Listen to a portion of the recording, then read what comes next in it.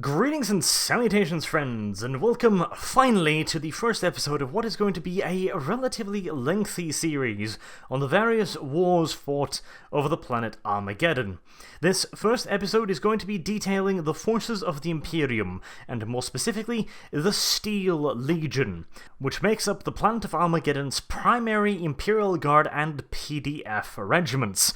The planet of Armageddon is heavily industrialized, and has been for millennia. This inevitably leads to severe damage to the environment, and in the case of Armageddon, this damage has rendered large parts of the planet virtually uninhabitable. Areas like the Deadlands and the Fire Wastes are both extremely expansive and hostile. Very little, if anything, grows in these areas, and what does grow/live there can safely be assumed to be extremely tough, and probably equally hostile to soft, squishy, protein-filled humans. The equatorial jungle is scarcely any less deadly, although for entirely different reasons, and equally impassable, making up a natural border of sorts between Armageddon Prime and Secundus. The jungle belt consists of miles upon miles of hostile jungle, filled with angry and hungry animals, along with the natural dangers that a jungle presents. And other places, like for example the Phoenix Islands, are downright lethal to humans. Though in the case of the Phoenix Islands, it is no quirk of nature that makes this area so deadly. Rather, it is man in all his ingenuity that has turned this place into a toxic wasteland, filled with poisonous and in many cases also corrosive gases, along with pits and slag dumps of extremely toxic materials. And it is only going to get worse, because the island's constant stream of raw materials means that it is still in operation to this very day, despite the fact that any unprotected human that ventures outside of the armored bunkers that house the production facilities will be dead within minutes, if he's lucky. As you can imagine, defending this hellhole presents the locals with quite a few problems. Any deployment of troops is going to need massive logistical elements to keep the soldiers fed and hydrated, and in many cases, the troops will also be entirely reliant on closed and hardened vehicles simply to stay alive, and at the very least, they are going to be reliant upon constant supplies of filtration devices for their gas masks, and in many cases also various toxic-resistant materials. Luckily, the very reason for these hostile environments, namely heavy industrialization, also presents the answer to this problem. Armageddon is one of relatively few planets capable of outfitting entirely mechanized regiments of Imperial Guardsmen.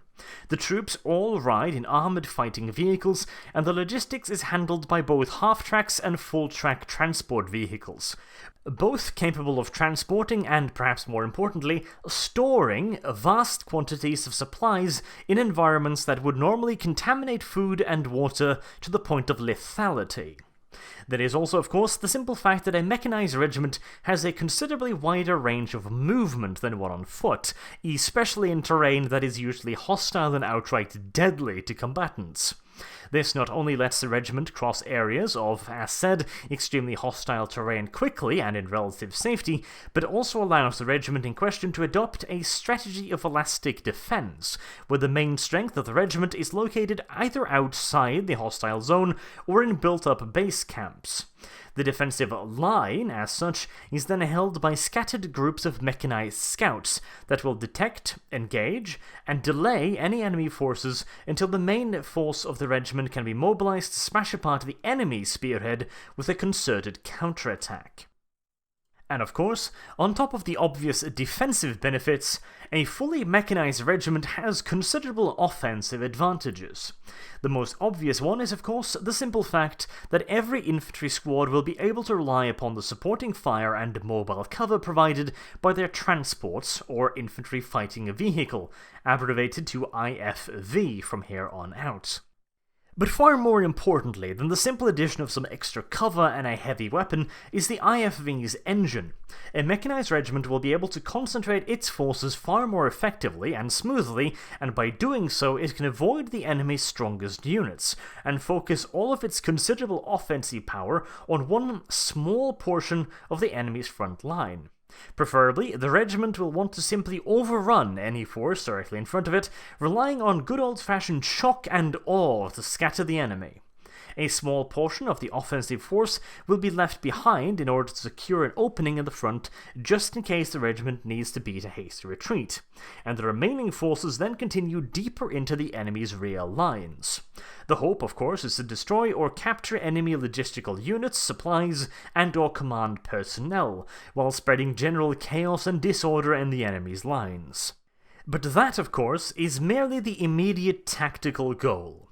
The strategic goal with such a breakthrough is to force the enemy to retreat the forces to either side of the penetration due to the possibility of these units getting attacked in the flank and eventually rolled up, a situation with potentially devastating consequences as it could potentially lead to the entire enemy's front line being outflanked, surrounded, and eventually simply destroyed in an encircling maneuver by vastly superior mobile forces.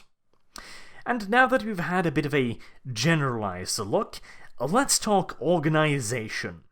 A typical Steel Legion regiment is made up of 12 companies. For example, a regiment might look something like this, the 42nd Steel Legion Regiment. The company headquarters is mounted in its own command chimera, along with any attached personnel and of course the commander himself.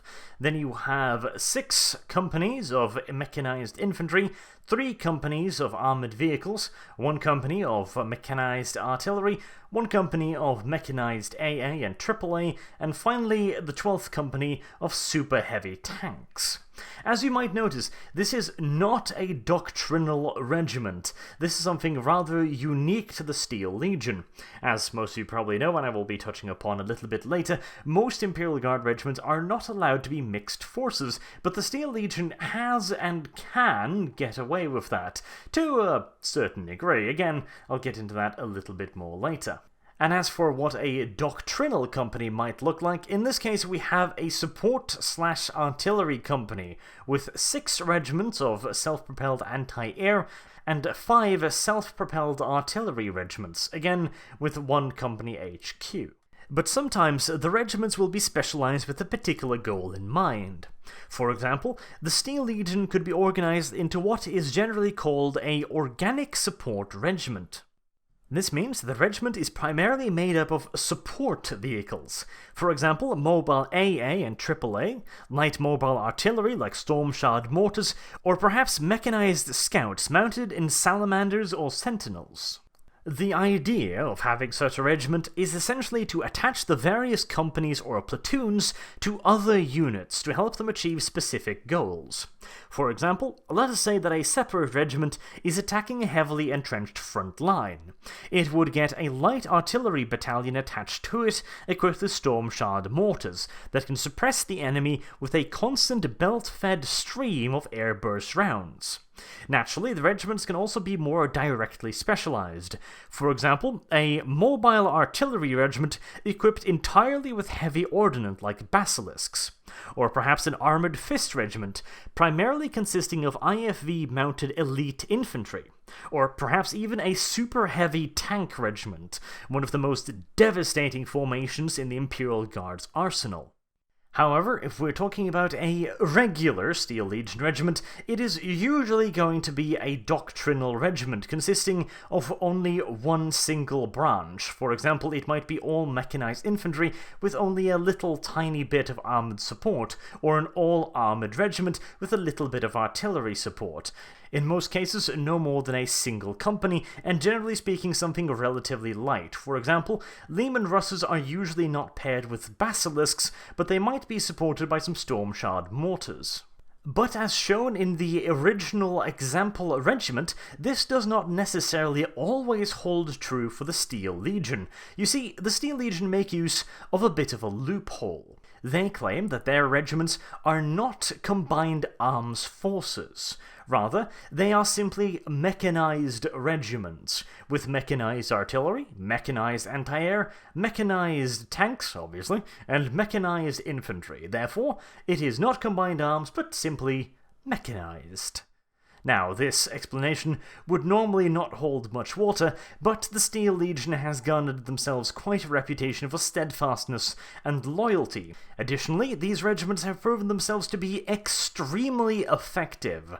As such, the Adeptus Administratum often chooses to look the other way, as long as the Steel Legion doesn't push their luck too far. As long as the majority of their regiments are still doctrinal formations, then the Adeptus Administratum will simply look the other way. And for those of you that may not know, I'll quickly explain why combined arms regiments are not accepted under regular Imperial doctrine.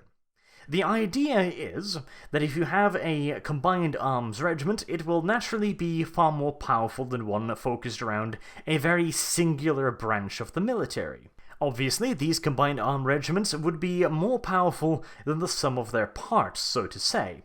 And this is precisely why they are not allowed. The idea is that if a combined arms regiment were to defect to chaos, it could prove quite the headache. However, if the regiment would only have access to a single branch of the army, for example, all tanks, all infantry, or all artillery, such a singular formation would be easier to defeat by simply deploying the natural counter. For example, if it is an all-infantry regiment, you simply pound the shit out of it with artillery, as it will not have the mobility to catch up. If it is an all-tank regiment, you can encircle it with infantry and anti-tank weapons, forcing them to attack fortified positions without infantry support. And if it is an all-artillery regiment, you simply just overrun it with tanks or light armored vehicles. And ideally, the dream scenario for an Imperial commander that is so unfortunate as to deal with a rebellious regiment is simply to utilize a smaller force, but a combined arms force. The idea, once again, is that elements from 3 other regiments could overcome the rebellious regiments with far less troops than the regiment actually has available, which means that if all 3 of the regiments were to be thrown at the rebellious regiments at once, they would have far more than a 3-to-1 advantage, since they would be able to utilize combined arms tactics. It does naturally, in some circumstances, weaken the Imperial Guard to utilize this particular system, but it also safeguards against potential corruption, which, in the 41st millennium, is definitely a very, very real threat. Moving on to the specifics of the companies. An infantry company is generally made up of one command section, containing the company's officers plus staff, including a master Vox operator that uses the primary Vox system to keep in contact with the various platoons and companies. By the way, Vox essentially means radio, for those of you who are not aware. Additionally, the command section contains any attached special personnel, like for example a commissar or ecclesiarchy representatives. Furthermore, a company will usually have a single heavy weapons platoon, consisting of upwards of 10 heavy weapons and their crews, and the main meat of the company is made up of 3 infantry platoons consisting of 50 men each and 5 heavy weapons team. All this, plus the armoured transport themselves, give a Steel Legion company a grotesque amount of firepower, and considerably more than the standard infantry company. In addition to this, an Armageddon Steel Legion company also boasts an impressive amount of heavy weaponry. In general, the Armageddon Steel Legion favours the rocket launcher due to its flexibility. It can engage large groups of infantry with fragmentation grenades, blast open tanks with crack grenades, and it is not uncommon for the best rocket crews in the companies to be given a few and precious heat-seeking anti-aircraft rounds. That's of course not to say that the regiments do not use heavy bolters, autocannons and mortars, etc., but they seem to prefer the rocket launcher. And of course, a degree of specialization is also quite common within the Armageddon Steel Legion. For example, one company's heavy support attachment might be made up entirely of mortars or entirely of heavy bolters to provide indirect or direct fire support to the rest of the regiment. And finally, as for the heavy weapons attached to the infantry squads, this is either made up of a single heavy weapons team, or it is made up of a specialized weapon unit. In many cases, for example, the Armageddon Steel Legion will bring dedicated flamer squads, or in some rare cases plasma units, to oppose particular threats. But by far, the most popular single-man portable heavy weapon in the Armageddon Steel Legion is the grenade launcher. Again, prized for its flexibility, being able to engage enemy infantry in cover with fragmentation rounds, or potentially knock out light enemy armor with crack rounds. Some of the elite armored fist regiments are also equipped with specialized flash grenades, which can be fired from these specialized grenade launchers, and are invaluable for these units' abilities to take heavily entrenched positions and to storm cover. In the case of specialized companies, like for example tanks and/or artillery, they are divided into one command vehicle equipped with a high-powered Vox system and 3 squadrons of 3 vehicles each.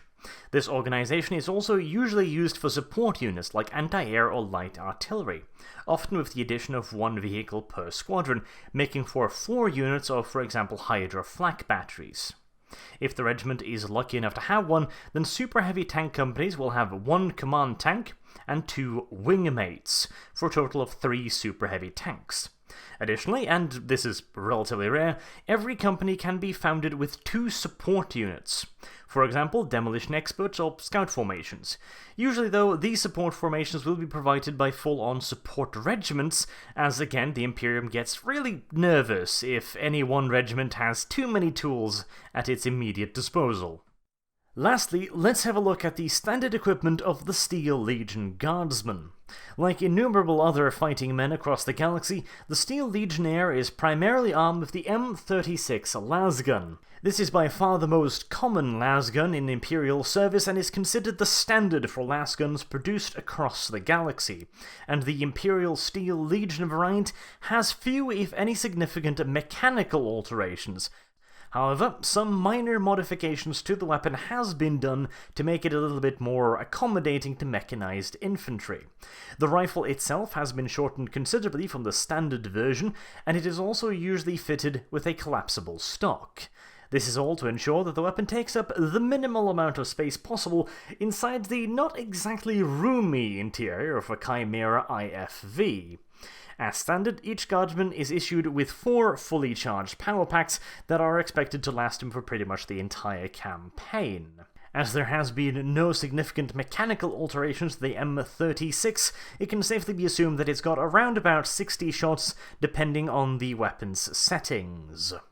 Now, the ammunition load is somewhat limited, but of course, any infantryman worth his salt is going to cram as many of those little suckers into every last nook, cranny, and crevice of his uniform, in addition to cramming yet more power packs into the Chimera itself. It is a well-established rule that an infantryman that runs out of ammo is a dead infantryman. And something else that is likely to result in dead soldiers is a lack of body armor. The Steel Legion is equipped with the basic yet undeniably effective flak armor. It provides adequate protection against low-energy projectiles and stabbing weapons, though it is unlikely to stop anything heavier than a rifle bullet or a las blast. Granted, the flak vest does not necessarily need to stop a projectile, nor is it necessarily designed to do so, but at the very least it should make the resulting wound survivable. And despite the relatively low level of protection offered by the armor, it is quite light, relatively small, and fairly easy to produce. Then, like with pretty much every single other regiment, the Steel Legion is equipped with a knife/bayonet. The Steel Legion knife is, however, a little bit special. It is a mono knife, exceptionally sharp and extremely durable. This knife is an indisposable tool to a soldier and a weapon of last resort. Some soldiers, of course, prefer to use their trusty M39 entrenching tool instead. There is an undeniable charm to using a heavy, semi-blunt object to bash the brains of bad guys. Oh, and I guess you could potentially also dig with it as well. And then, every infantryman's favourite, the grenades. The Steel Legion's reliance on shock and awe tactics necessitates that they be able to quickly overcome defensive positions, and there are very few things indeed that clear out a foxhole faster than a frag grenade. The Steel Legion infantryman carries 4 fragmentation grenades and 4 specialized grenades, usually 2 smoke grenades and 2 photon flash grenades. These could also be exchanged for example, crack grenades, more smoke, or more photons. The smoke, obviously, is used to provide concealment for infantry and vehicles, while the photon flash, as the name suggests, is a flashbang grenade that helps the Steel Legionnaires clear rooms and bunkers by momentarily blinding and deafening the defenders.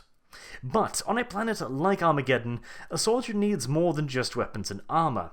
He needs basic protection from the environment. The Armageddon Steel Legion is equipped with a specially treated trench coat that is designed to withstand corrosive toxins even during prolonged exposure. Additionally, their gloves, boots, and trousers are treated in the same way. The uniform is now capable of withstanding almost everything Armageddon can throw at it.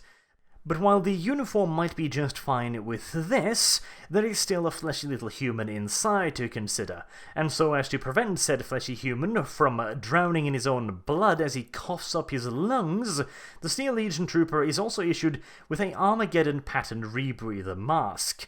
This particular pattern is an exceptionally good rebreather. Most such masks are made to be simple gas filters, designed to keep someone alive and relatively undamaged for a limited amount of time. The Armageddon pattern is designed as a fully sealed gas mask that comes with a 2-hour air tank, and the rebreather can even be used underwater, and it will protect the wearer against pretty much anything short of a Nurgle plague. Lastly, the soldier is handed a steel helmet that offers adequate protection against shell fragments, but it is unlikely to prevent a bullet from burrowing into the Steel Legionnaire's squishy brains. And finally, the Guardsman is equipped with 4 empty sandbags, a basic toolkit, specialized poor weather gear which have been hardened to the environment in Armageddon, mess kit, a canteen, a lamp pack, a grooming kit, a set of dog tags, 2 weeks of rations, and of course, most importantly of all, a copy of the Imperial Infantryman's Uplifting Primer. Note, the Imperial Infantryman's Uplifting Primer must under no circumstances be used as toilet paper. And finally, the proud Imperial Pack Mule is handed a rucksack. Further note that the basic Steel Legion soldier is not issued with a medikit. The Steel Legion has specialized medics that ride in medically outfitted Chimera APCs. As long as the wound is not immediately fatal, the average Steel Legion guardsman has a better chance than most of not dying a slow, drawn-out death. Or at the very least he would be, if it were not for the fact that Armageddon's environment can often be quite hostile in and of itself, and having a nice big hole in your chemically treated tunic might in many cases be more lethal than the bullet that opened said hole.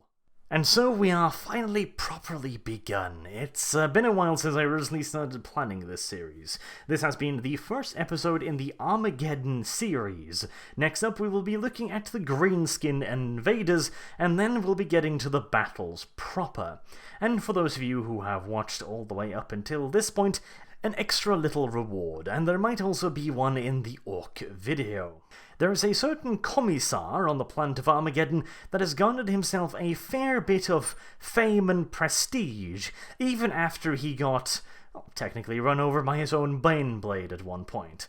If you can write the correct name of the commissar down in the comment sections, you might be one of the lucky winners of Armageddon 40k, a hex-based, turn-based strategy game set in the war for Armageddon, which does a pretty goddamn good job of telling the story.